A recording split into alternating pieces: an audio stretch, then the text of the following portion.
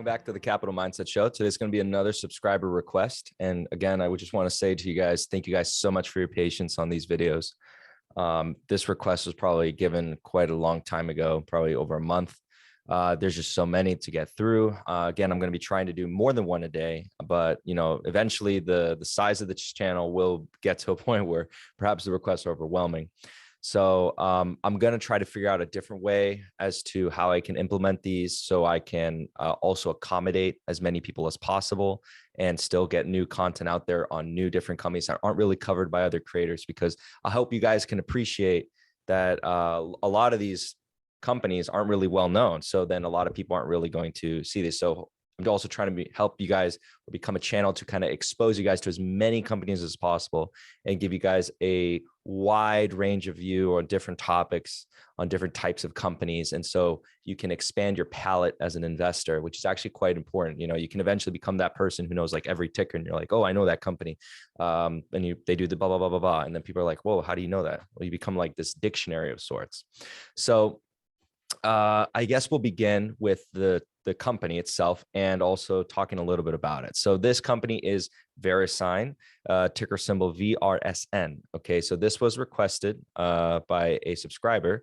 And basically, I'll just say this right off the bat. This is a wonderful company, right? And I'm saying that for a reason. There's a cameo, someone who's invested in this business. But this is a wonderful company. It just might not be trading at an attractive price. We'll find out, okay, because that's the key. They both have to be present. But you can kind of see from the long-term perspective what has happened. You had the dot-com bubble, okay? So immediately under time context, you might be thinking this has something to do with the internet, right? Without reading anything over here, and actually it doesn't really say that, but yes, you'd be correct. It's an internet company. Okay. So what this company does is it actually operates as sort of an internet infrastructure business. Okay. Expanding upon that, what the heck does that mean? Well, specifically what they deal in is domain registry. So you actually, if you start a website, right, and you get a domain name, you actually go through them. Little do you know. Now, they actually have a contract with a nonprofit organization that's actually in charge with it. So I'll actually show you guys now the nonprofit. So this is the nonprofit. So I can with two N's. And this is a nonprofit organization designated with the task of basically providing the broader internet infrastructure of domain registry, right? And so they outsource it, they hire, or they have a contract with VRSN to do that, right? And so one thing that is a risk that we have to be careful with is going forward, the contract renewal is in 2024, okay? So in 2024 or up to 2023, we may see some volatility in this name. And actually, maybe that will be the opportunity, just without going into the model, that might be the opportunity in which we might want to strike, okay? So I told you guys there was a cameo, and I'm going to show him right now. Actually, it's right here on their investor presentation, or the actual documentation right here on the stock ownership information. He's right there, the wonderful man, the Oracle of Omaha. He owns 11.37% of this business. He owns 12,815,613 shares. And I'm being a little bit descriptive just in case anyone's listening to the audio and not really watching the video because they're driving or whatever. So I'm trying to accommodate for everyone. So yeah, we can kind of see the ownership structure. Remember, Vanguard, BlackRock. Let me actually talk about this now. I should talk about it in its own designated video as to what these companies are. But you'll see a lot of people on the internet say that these companies just own everything. It's like, they're not really. They're known as custodians, right? So a custodian doesn't actually own the underlying assets, right? So BlackRock and Vanguard they have a lot of ETFs. They have a lot of index funds. And those index funds are the proxies. They're basically custodians for the actual owners who are the owners of the shares of that index fund.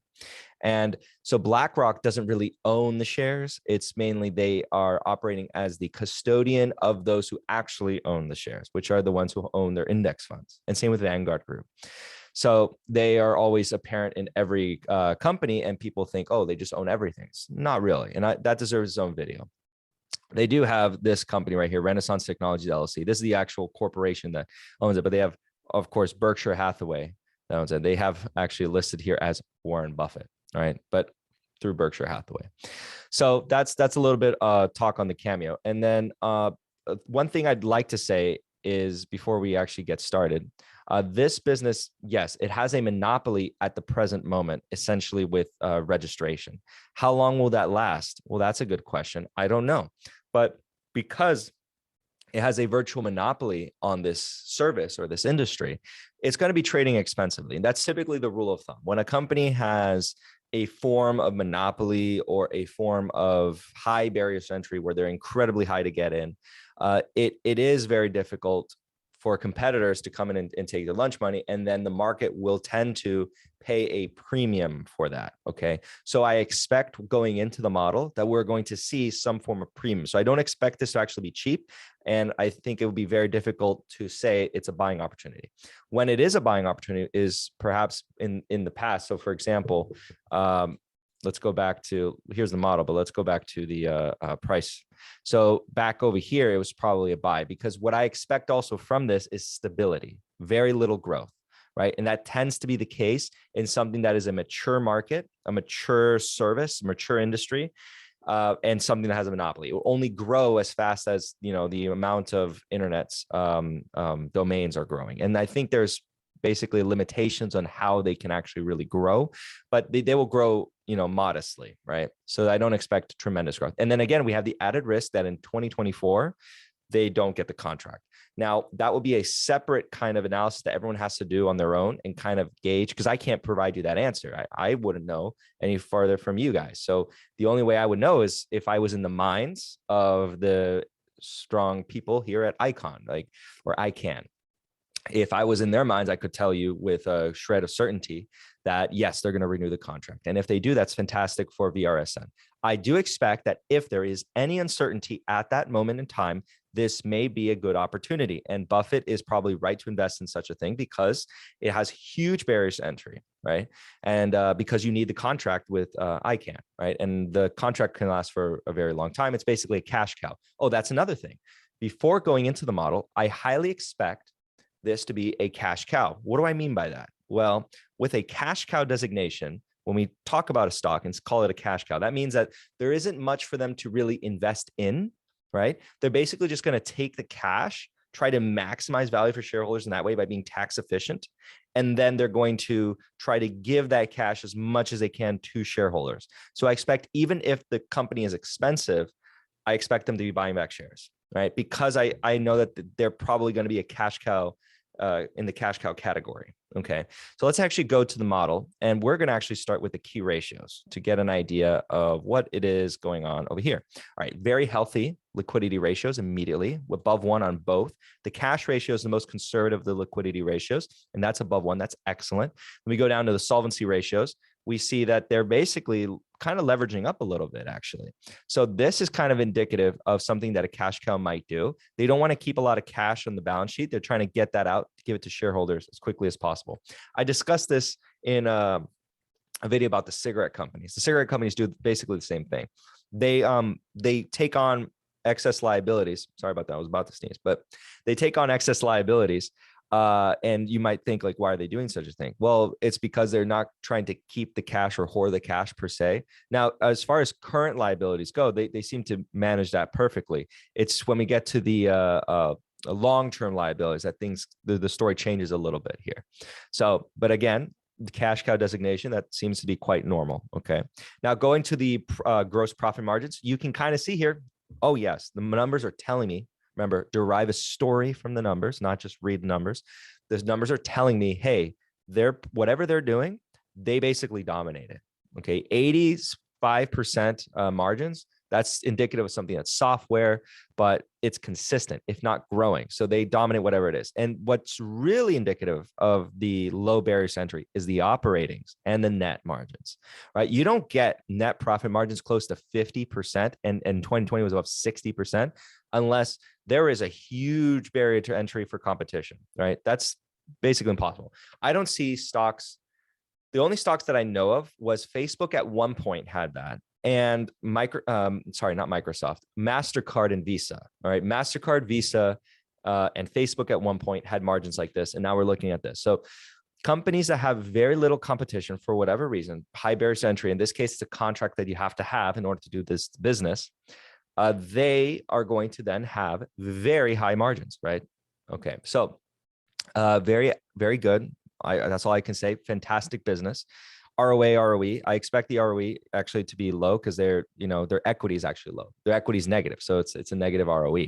But the return on assets is actually what I'd pay attention to. This is known as the DuPont analysis, by the way. It's when you take these 5 measures and then you just look at them and sorry, 6 measures. No, sorry, 5 measures. I can't count, guys. It's a little late for me right now. All right, so ROE, ROA. Okay, everything's looking good. Let's actually go down to the earnings quality. See that? Okay, earnings quality is above 1 consistently, except for 1 year, and that was 2020. So very good on that. Book value, I don't care about book value for something like this type of business. Remember, nuance. I don't care about book value for this, and especially like you can see it's negative. So what is that indicative of? A cash cow. This is screaming cash cow all the way. All the numbers are screaming to me cash cow. We're not going to care about inventory or activity ratios because this business is not dealing with a lot of inventory. Okay. Now let's go over to the summary report. So the summary report here, we let's actually reload this. It's not picking it up. VRSN. Let's go. All right, there we go. Analysts say it's a buy. Okay, 20.1% upside potential. Price target of 258. Okay, cool. Beta of 0.85. So yes, basically with its monopoly designation, it's not going to be very volatile. It tends to be not very volatile. Again, I expect volatility to increase closer to 2024. I hope that helps color some kind of future prospects to look out for. Okay, guys. And then let's put in, we have a required rate of return of 10%, right? I expect overvaluation. Look at what they've averaged out in growth, 2.75%. So let's put that in the middle. And you can see highly overvalued, right? Even with a 10%. Let's lower it down and let's lower it down to the 6%. Okay, 6%. Let's see what we're kind of looking at. 3%. Okay, 3% is excessive. Let's go 5. All right, so 5%, that's in line. Okay, so that implies a 62% increase over the next 10 years, right? If everything stays the same, the growth rate doesn't go in excess. Let's go with a 10% growth rate designation. So that starts to get a little bit interesting. Let's see if we can get that 10%. We cannot. So this is kind of to show you, based on the cash flows, this is overvalued. Now, keep in mind that on a PE basis, it's about a 40. Let me see what Google had it at. So Google had it at, a 40. So we're equal to Google. So that being said, okay, look at the cash flow. So the price to cash flow is about 31. So they're cheaper on cash flows, but they're still expensive. And they're just not growing that much because it's a mature market. Again, we're looking at a cash cow. So let's look right there. You see that average buybacks. Okay, so they've actually been interestingly issuing some new shares. So then that's interesting. So they've been issuing shares in the past, and that would be actually quite perplexing to me. I got to be honest. I don't know why they would be issuing shares. Now let's actually take a look at the data dump. Let's see it's pulling through.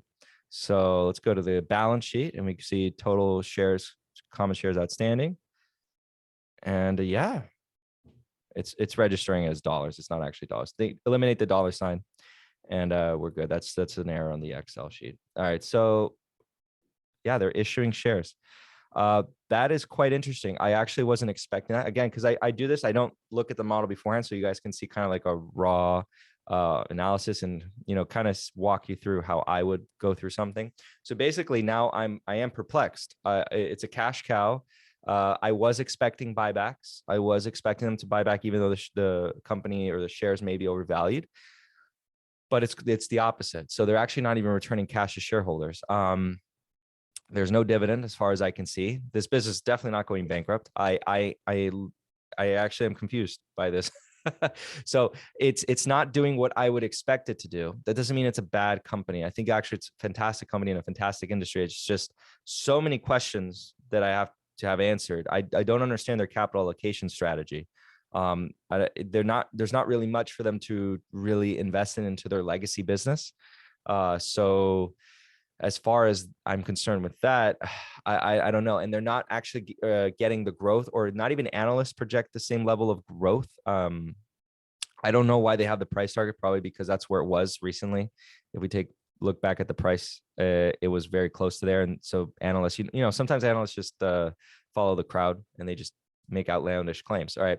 But for the most part, what I want to say is I don't really know about this company. I'd put it on my watch list to see if there's some crazy volatility. Maybe it comes down quite a bit going up to that 2024, and I'd be watching it. That's what I'd be doing with this, and just being patient. But it is a good introduction to what is a fantastic monopolized business that if we get the right price on it, it can be very interesting. Okay. But the price has to be just right, guys. All right. On that note, guys, thank you guys so much for watching. If you guys like content like this, feel free to leave a like. It kind of shows me that I'm providing value to you guys. And if you're not subscribed and you like to see content like this, remember, I do basically subscriber requests from everyone. And it's a lot of different companies that really no one ever covers. So if you guys like that kind of content, subscribe. I also do sector analysis, and also I do videos about what I'm personally investing in on top of what the subscribers are requesting. All right. On that note, guys, I hope you guys have a good one, and I'll see you guys on the next one. Bye.